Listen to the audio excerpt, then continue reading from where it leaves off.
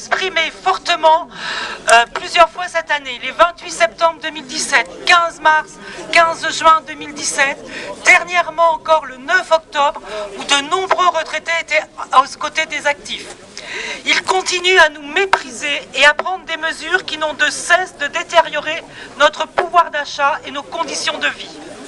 Après nous avoir traités de nantis, maintenant le gouvernement distille l'idée que le coût des retraites serait un frein pour l'emploi et l'économie du pays. Et la solution qu'il a trouvée pour y répondre est de baisser le niveau des retraites et des pensions. Après l'arnaque de l'augmentation de la CSG au mois de janvier, le blocage des pensions en 2018, c'est une revalorisation de 0,3% qui est prévue pour 2019 et 2020, alors que l'inflation est à 2%. Tout cela est honteux. Ce n'est pas un rabotage de notre pouvoir d'achat que nous subissons, mais un véritable racket. Sur les 3 dernières années, nous, retraités, avons subi une perte de pouvoir d'achat que l'on peut estimer entre 6 à 8%.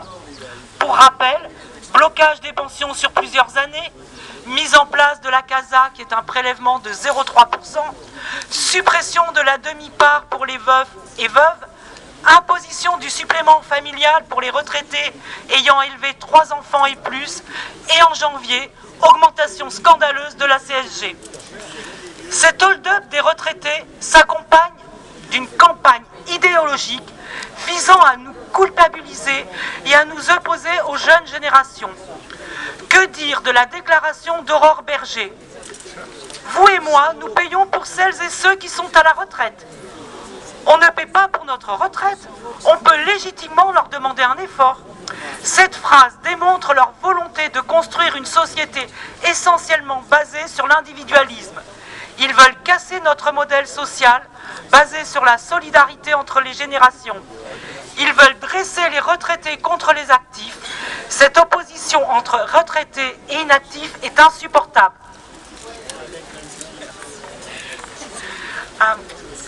Pour rappel, Madame Berger, la retraite n'est pas une prestation sociale faisant appel à la solidarité de tous les contribuables. Elle est le fruit d'années de labeur et de cotisation, faisant confiance en notre système solidaire par répartition. Que dire du temps passé par les retraités auprès de leurs familles, aidant enfants, petits-enfants, s'occupant aussi souvent de leurs parents, et en plus, combien de retraités font fonctionner des associations bénévolement ? Cela n'est-il pas de la solidarité ? En fait, ce gouvernement veut dresser les Français les uns contre les autres et sacrifier les retraités au profit des plus riches. Cela suffit. De plus en plus de retraités sont contraints de faire appel à la solidarité et à se rendre aux secours populaires et aux restaurants du cœur. Comment, avec une retraite de plus en plus amputée, avec un minimum vieillesse à 833,20 €, peut-on satisfaire ces besoins essentiels tels que se nourrir correctement, se loger, se vêtir, se soigner à un moment de la vie où l'individu est fragilisé par des années passées à travailler ? Même les 50% de retraités propriétaires de leur maison ont de plus en plus de mal à faire face à l'entretien de celle-ci, tellement les charges augmentent et leurs revenus diminuent. Ce n'est pas la pseudo-diminution de la taxe d'habitation qui va compenser la perte de pouvoir d'achat.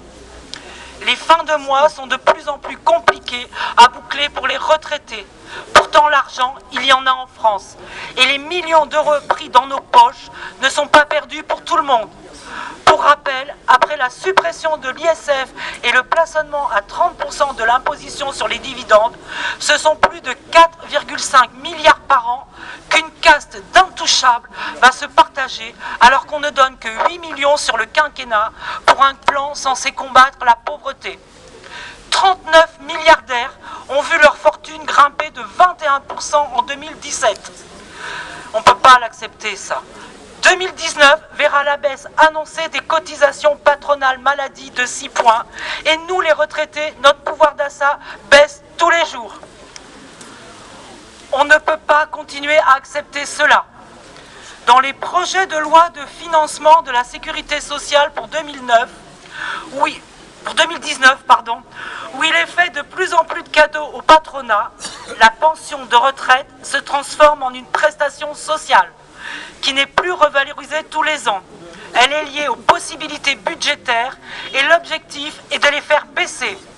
Ces mesures sont un recul social de ce qui a été gagné de plus de 70 ans. Les retraités ne veulent pas de cela. Diminuer dès maintenant nos pensions de retraite n'est pas anodin.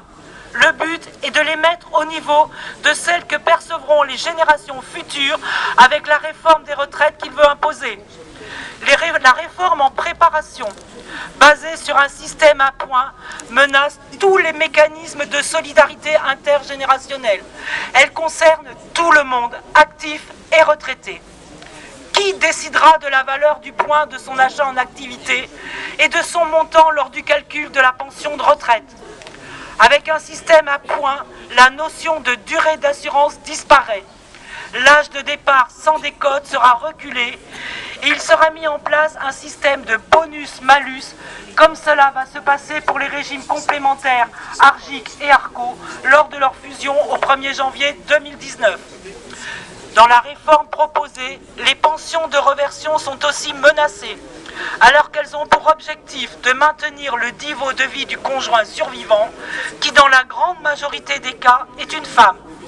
Arrêtons les cadeaux aux plus riches, ne laissons pas détruire tous nos droits acquis par des luttes.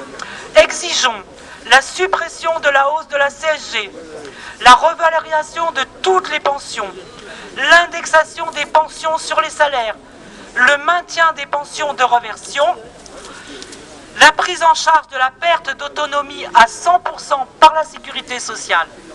Si le gouvernement pense que nous faire plier par lassitude, il se trompe. Nous continuerons à nous opposer et à demander l'annulation de toutes les mesures qui seraient néfastes aux retraités et manifesteront tant que nous ne serons pas entendus et écoutés. Et ce n'est pas le nouveau casting du gouvernement qui nous rassure. C'est un véritable changement de politique que nous exigeons et non le changement de quelques noms.